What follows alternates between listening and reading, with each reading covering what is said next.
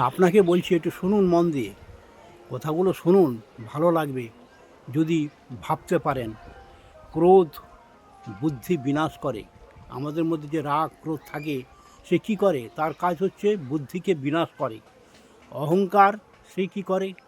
এগুলো হচ্ছে রিপু, সে জ্ঞানকে নষ্ট করে। যেটুকু জ্ঞান আছে সেগুলো ধ্বংস করে দেয় অহংকার। আর প্রায়শ্চিত্ত পাপকে মোচন করে, পাপের থেকে মুক্তি পাওয়া যায়। আর লোভ সততা ধ্বংস করে। আমার তোমার মধ্যে যে সততা আছে, যখন লোভ এসে বাসা বাঁধবে মনে, তখন সে সততা ধ্বংস হয়ে যাবে।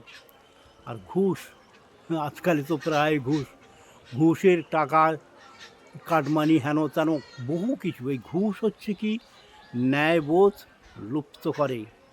ন্যায়বোধ যেটা মনের মধ্যে থাকে সেটাও লুপ্ত হয়ে যায় ঘুষ নেওয়ার সময়। অধিক চিন্তা, যে অধিক চিন্তা করে তার আয়ু ক্ষয় হয়। কি বুঝলেন? বোঝা গেল কিছু? বোঝাতে পেরেছি কি? আয়ু ক্ষয় করে অধিক চিন্তা করলে। নমস্কার, সবার পাশে থাকুন, সবাইকে ভালোবাসুন।